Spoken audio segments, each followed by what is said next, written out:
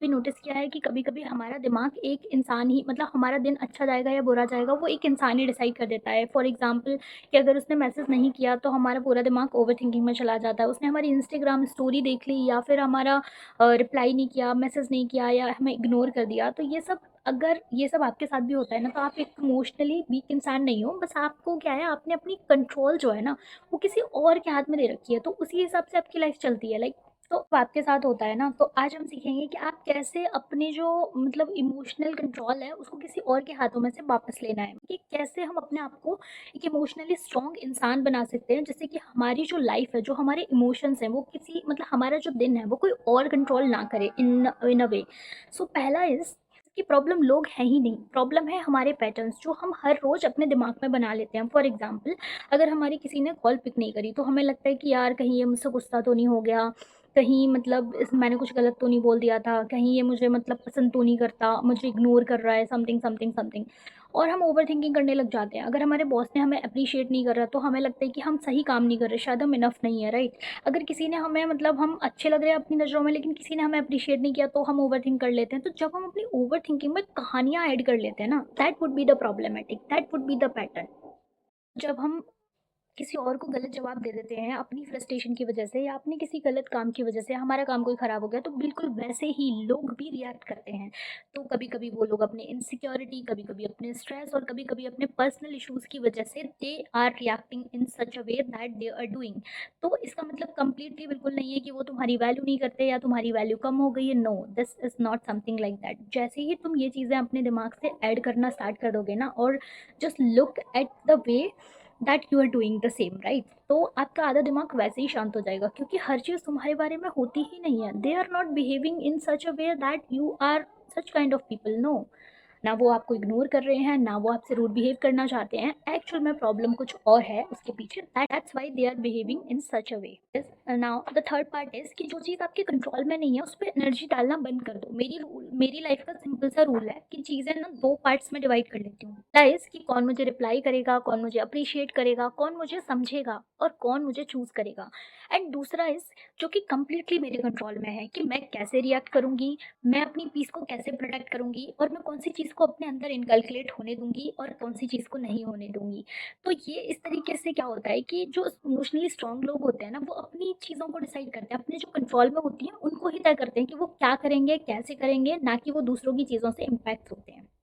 जब आप नोटिस करो कि ये जो छोटे-छोटे पैटर्न्स होते हैं वही हमें हर्ट करते हैं। हमेशा लोग हमें हर्ट नहीं करते, हमें हर्ट करता है हमारा रिएक्शन टुवर्ड्स देम, कि हम कैसे रिएक्ट कर रहे हैं।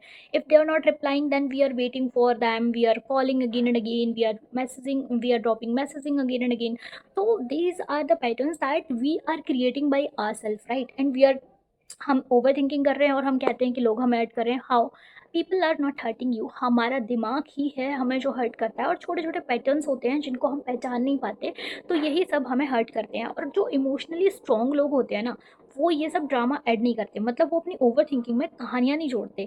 वो क्या करते हैं, सीधे फैक्ट देखते हैं कि अगर मतलब कोई किसी का ऑफिस टाइमिंग है, if someone is not picking call, तो वो बोलते हैं कि भाई वो काम कर रहा होगा एंड दैट्स इट, है ना? एंड कुछ लोग हैं कि कोई ट्रैवल कर रहा है एंड फिर हम फ़ोन कर रहे हैं, हम सोचते हैं कि भाई वो हमारा कॉल नहीं उठा रहा, गुस्सा हो गया या फिर गुस्सा हो गई, समथिंग समथिंग। तो हो सकता है इन बिटवीन ऑफ समथिंग हो, या किसी के साथ हो, या कुछ इमरजेंसी में हो, क्योंकि समटाइम्स होता है। तो जो इमोशनल इंटेलिजेंट लोग होते हैं ना, वो सिर्फ फैक्ट देखते हैं एंड वो बाकी की चीज़ों में अपनी कहानियाँ ऐड नहीं करते, अपनी ओवर थिंकिंग में कहानियाँ ऐड नहीं करते। तो दैट्स वाई उनकी जो ओवर थिंकिंग है वो वहीं स्टॉप हो जाती है। They are not creating, they are not hurting themself, right? Is कि बाउंड्रीज सेट करना। बाउंड्रीज हमेशा सेल्फिश नहीं होती, क्योंकि सच बात तो ये है कि लोग हमें इसलिए नहीं हर्ट करते क्योंकि वो बुरे हैं, लोग हमें इसलिए हर्ट करते हैं क्योंकि हमने उन्हें रोका ही नहीं है। कभी कर लेते हैं, कभी हम कॉम्प्रोमाइज कर लेते हैं और कभी कभी हम इट्स ओके कह के बोल देते हैं। तो हमने उनको बताया ही नहीं है कि basically what is the problem, and हम हर्ट होते रहते हैं। अब वो लोगों को समझ में आ जाता है कि हम जो भी कर रहे हैं वो तो नॉर्मल है, क्योंकि हम तो हर बार करते हैं। So that's how they are doing the same shitty stuffs again and again to hurt you, and तुम होते रहते हो क्योंकि यू आर एडजस्टिंग, क्योंकि यू आर कॉम्प्रोमाइजिंग, क्योंकि you are giving yourself to them. You are giving your access to them. याद रखना कि लोग कभी भी अनलिमिटेड एक्सेस की वैल्यू ही नहीं करते हैं। तो अपनी बाउंड्रीज को सेट करो, एंड अगर किसी चीज़ के लिए तुम्हारे अंदर से नो आ रहा है ना कि नो, तो से नो, क्योंकि वो sometimes it would be the best decision of your life. क्योंकि अगर आप किसी चीज़ को किसी प्रेशर में कर रहे हो, या किसी ऐसे कि ये क्या सोचेगा, प्रेशर में कर रहे हो, एडजस्ट कर रहे हो, कॉम्प्रोमाइज कर रहे हो, then you will not going to be happy in your entire life for that particular decision. I am literally telling you, if you feel no for something, say no. If you feel yes, say yes. No matter what would be the consequences for that, but say yes and to no whatever you feel, whatever your guts are saying to you. Part is that is सबसे बड़ा myth कि emotional intelligent लोग या emotionally strong लोग रोते नहीं है या फिर उन्हें इमोशंस फील नहीं होते। No, it is not correct. Emotionally strong लोग रोते भी हैं, उनको इमोशंस भी फील होते हैं। तो बस वो क्या है कि वो किसी चीज़ पे अटकते नहीं हैं। देखो ये लाइफ है, यहाँ पर लोग कहीं नहीं जाने वाले। वो आपको हर्ट भी करेंगे, कोई आपको रिजेक्ट भी करेगा, कोई आपको डिसअपॉइंट भी करेगा, एंड कोई आपको इग्नोर भी करेगा।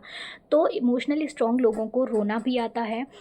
They feel completely everything, but they are not stuck at the same thing for ever के लिए। वो इमोशंस उनके आते हैं, उनको भी रिजेक्शंस होते हैं, उनको भी हर्ट होता है, उनको भी लोग डिसअपॉइंट करते हैं, उनको भी लोग रिजेक्ट करते हैं, नहीं चूज़ करते, उनको भी समटाइम्स सम पीपल फील कि वो उनको चूज़ नहीं किया गया। तो वो क्या करते हैं, वो थोड़े दिन उस स्टेज में रहते हैं, कुछ दिन उसको प्रोसेस करते हैं, एंड देन लेट गो। वो लेट गो कर देते हैं, एंड देन वो अपनी, क्योंकि अपनी वर्थ को उनके रिजेक्शन से कंपेयर नहीं करते ना, क्योंकि they are deserving for something better. If one job is rejecting them ना, तो आई फील कि another thing is waiting for मी।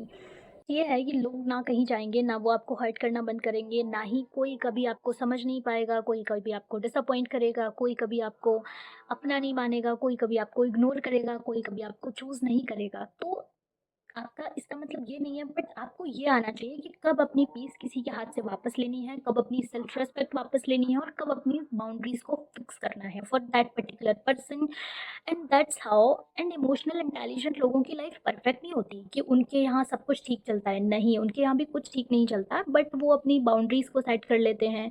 वो रोते भी हैं, वो आगे बढ़ते रहते हैं, but this is all about how you can make your self emotionally strong. अगर वीडियो अच्छी लगी हो तो like and subscribe. Radhe Radhe.